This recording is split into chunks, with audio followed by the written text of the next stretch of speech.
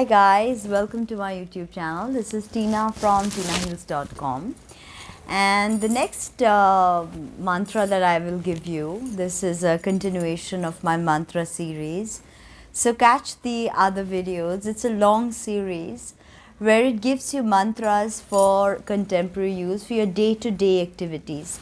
How can we use the ancient science of Tantra and Mantra? And how can we put it to better use? This is what I have been studying, and I have come up with this series to help you deal with your everyday problems and use this ancient knowledge for practical purposes. So let's get straight to this particular beej. It is Soom. Soom. And this is the beej of Trimurthi. So the Trimurthi in Sanatan Dharma is actually the Trinity. The Trimurthi is the concept of Trinity. We have the Trimurthi, the concept of Trimurthi or Trinity play out in many systems across the world, religious, spiritual, occult systems. And we also see that in the stages of the mother, the womanhood process. We see the maiden, we see the mother, the crone. We see in states of consciousness like waking, sleeping, dreaming, you know. So the triadic element is very powerful. And the Trimurti consists of Brahma, Vishnu, Maheshwara or Shiva. Nikola Tesla said that if you figure out the mystery of 369, then you have the keys to unlocking the mysteries of the universe. So when we take the mystery of 3, then we understand that it is Brahma, Brahma the creator, Vishnu the preserver, and Shiva the destroyer. But destruction is as important to creation as creation is to destruction. Like death is really important for the living, because when we live, we realize that our time here on earth is finite, and with this finite amount of time, we have to perform or exist in a certain way according to our soul contract. Okay, the concept of finite then becomes enmeshed in the soul's infinite journey. For we have different incarnations. We must where we must wrap up little finite timelines to add to the great infinite, right? So when we speak about Brahma, Brahma the creator, Vishnu the preserver, Shiva the destroyer, we realize Shiva must destroy, so Brahma can begin the process of creation anew. And when Brahma begins the process of creation, Vishnu must sustain the creation. And when the creation has been sustained and has outlived its evolutionary purpose, Shiva must come along and destroy it, thereby coming to the same the same time frame when Brahma must create again. It is like the great Ouroboros, the snake eating its own tail. The process of creation and dissolution. The process of creation and dissolution. Reality is cyclical.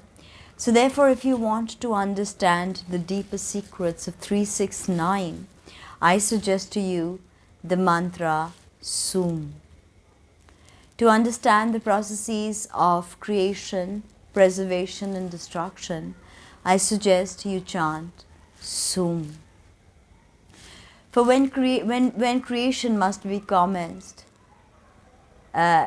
it's almost like, you know, with Soom you realize that a new time frame has begun for you, where you must create, then you must preserve, and then you must destroy.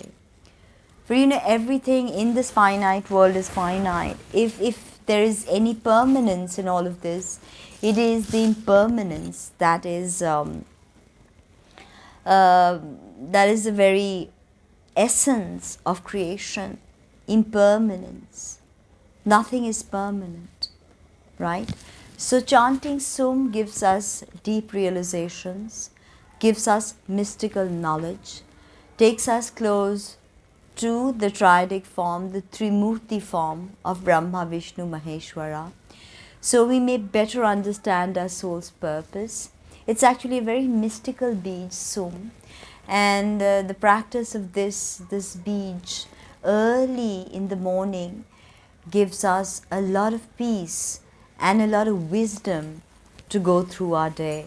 For when we must create, we cannot go around destroying. When we must destroy, we cannot keep preserving. For when we must preserve, we cannot start creating again.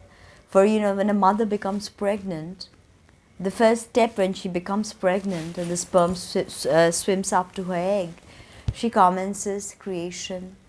Then she grows the fetus in her womb, and she must preserve this fetus in her womb, right? And then comes the destruction of that womb life, of that in vitro life, in utero life of the fetus, and then the fetus is born into the material world. So in a sense it is destruction, right?